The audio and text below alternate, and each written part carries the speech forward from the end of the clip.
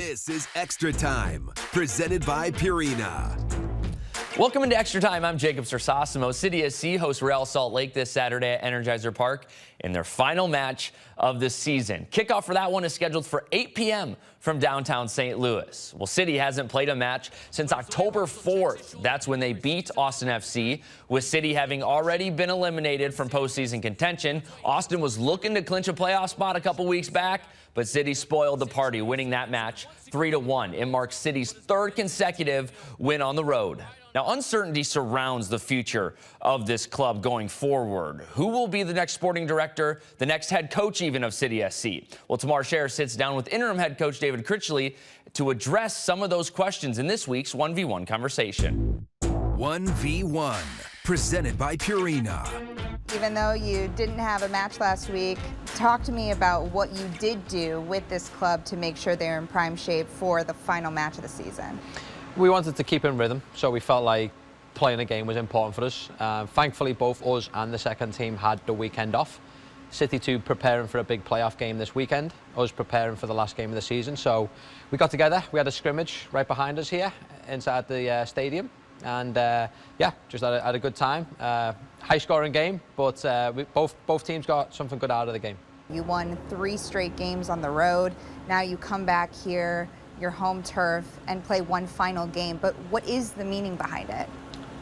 Well, for us, it's about making sure that we keep going in the right direction. You know, we've had really good performances the last, let's just say, 8-9 weeks, but really over the last 4 or 5 weeks, we've been picking up results as well as the performances.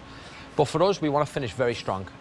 You know, all the hard work we've put in now for the last 3-4 months, we want it to come about on Saturday night. So we don't want to approach this game as, oh, it's the last game of the season, let's get it over and done with. We're very excited for this game. We're excited for it to be the finale of our season, to put the season behind us and to look forward to what's about to come next year as well. Is there an extra emphasis knowing there's a lot of uncertainty going into this off-season? There's a lot to play for. There's contracts, there's options on players, there's the look of what it could be like next year. Ultimately, we want to use all of that as motivation and make sure we don't get ahead of it, though. Make sure there's not too much emotion and motivation to where it might not come to be a good performance. So we have to control these situations very, very well. We have to manage them very, very well. But for us, all we can focus on is what we can control. There's been a lot of inconsistency this season. When you look at your body of work and what you've been able to do in this back half, how do you describe what you were able to do, finding that consistency toward the end, knowing that you're building a culture that's winning right now? It takes time. My first step was to make sure when I stepped in, I observed the culture and the standards, and making sure that we have a winning culture and we have high standards. And that was something that I spent a lot of my time focusing on when I first stepped in. And then I looked at it and said, okay, how do we work Monday to Friday? Because that's where the culture is, that's where the standards are. The next step for us was to identify on the field, where do we need to improve right away? It's scoring goals. To win football games, you have to outscore your opponent. It is that simple. So I focused on the attacking principles, the attacking concepts, how do we create a lot of chances. So what you saw was score goals, create a lot of attacking moments, but yet we were conceding goals at the same time. So we then looked at the step 3 of our process being, how do we now become a really hard team to play against when we defend? We have to be organised, we have to be aggressive. So we started to focus on that side of the ball. What you've now seen in the last 3-4 weeks and games is all 3 come together.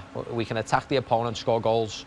We're limiting the opponent scoring chances on us, and we have a winning culture now. Guys go out there, they compete, they fight, they have a better mentality than what they had 4 months ago. You've emphasized the power of relationships. That's what you said when you came in. Now, as things are starting to go in your direction, that's been the sentiment as well. Now you have guys like a Marcel Hartl, Klaus, advocating for you to be the full-time manager.